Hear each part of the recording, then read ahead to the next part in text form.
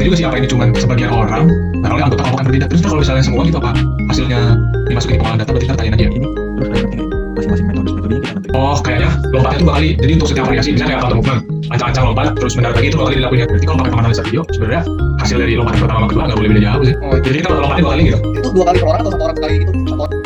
Mau lompatnya pegang apa gitu ya? Divariasiin. Ya. Nah, kalau aku kepikirannya pakai dumbbell. Oke, bisa. Nah, kalau yang lain mungkin ada yang mau pakai apa, buku. Pakai buku sih yang tadi dibilang. Nentuin waktu analisis yang mau kita lihat gitu. Kira-kira di sini kan ini untuk geser frame per frame. Jadi kalau misalkan kurang pas mulainya geser pakai ini.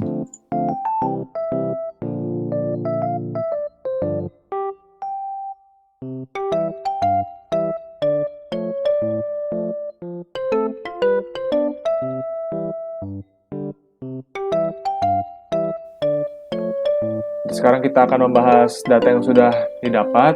Berikut adalah tabel perbandingan kecepatan teoritis dan teori grafik untuk counter movement. Lalu ini tabel untuk kecepatan teoritis dan kecepatan grafik lompatan squat. Ini untuk lompatan counter movement dengan penambahan beban. Dan ini untuk lompatan squat dengan penambahan beban. Lalu kita membandingkan counter movement dan lompatan squat yang tanpa beban. Kita membandingkan perubahan momentumnya, dapat dilihat pada tabel. Lalu berikut juga perubahan momentum kedua jenis lompatan dengan penambahan beban. Kita lihat pada tabel. Lalu kita cari perubahan energi dengan membandingkan counter movement dan squat. Data bisa dilihat pada tabel. Lalu kita cari juga perubahan energi mekanik pada lompatan squat dan lompatan counter movement dengan penambahan beban. Lalu setelah kita melakukan perbandingan, kita juga membandingkan seberapa tinggi lompatan antara counter movement dan squat jump, dan kita convert ke dalam satuan meter. Dapat kita lihat bahwa squat jump rata-ratanya lebih tinggi daripada counter movement. Begitu juga dengan penambahan beban, kita membandingkan antara counter movement dan squat jump yang sudah ditambah dengan beban. Lalu kita lihat perbandingan ketinggiannya bahwa squat jump masih lebih tinggi daripada counter movement. Lalu kita juga membandingkan gaya otot yang ada pada saat kita melakukan counter movement dan squat jump.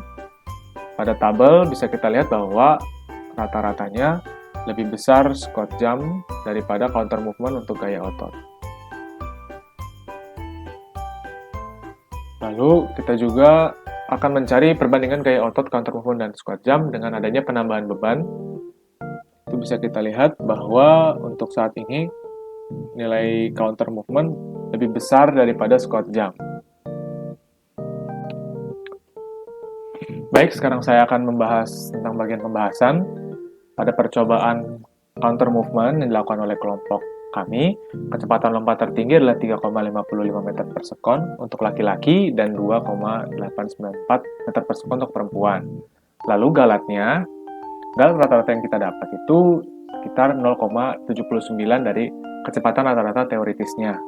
Lalu pada percobaan lompatan dengan variasi squat, kecepatan lompat tertinggi adalah 3,48 meter per sekon untuk laki-laki dan 2,703 meter per sekon untuk perempuan. Dan galatnya itu sebesar 0,62. Lalu, kelompok peneliti melakukan eksperimen dengan penambahan variasi beban untuk mengetahui seberapa besar pengaruh penambahan massa untuk setiap parameter pengukuran. Nah, dengan penambahan massa untuk counter movement, lompatan tertinggi itu kecepatannya sekitar 3,37 meter per sekon untuk laki-laki dengan beban botol air mineral dan 1,2 kilo, seberat 1,2 kilo. Lalu untuk perempuan itu 2,12 meter per sekon dengan penambahan beban buku seberat 3 kg. dapat ditinjau pada tabel, dan galatnya itu dapat 0,4565 dari kecepatan rata-rata teoritisnya. Pada percobaan lompatan variasi squat dengan kecepatan lompat tertingginya, kita bisa dapat 3,22 meter per sekon untuk laki-laki dan 0,082 meter per sekon untuk perempuan.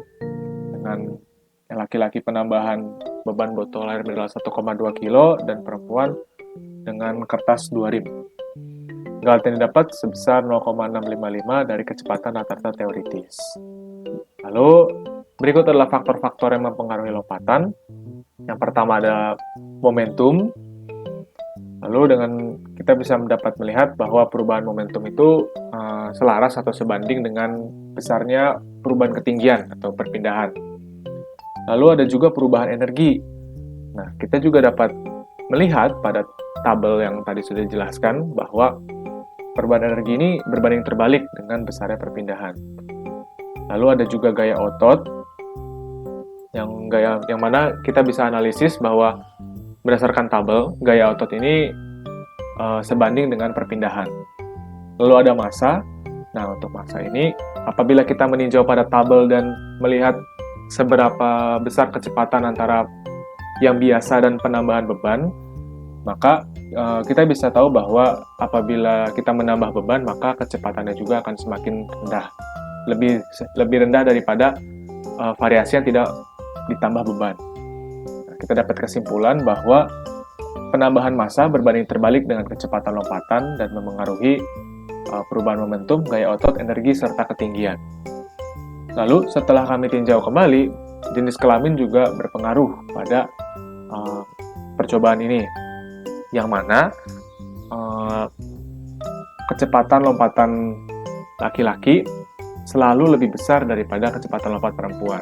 Nah, itu kita dapat menarik kesimpulan bahwa jenis kelamin berpengaruh pada kecepatan lompat. Lalu ada juga faktor-faktor yang mempengaruhi ketelitian. Yang pertama ada tempat pengambilan data, lalu ada alat ukur, dan asumsi serta pembulatan.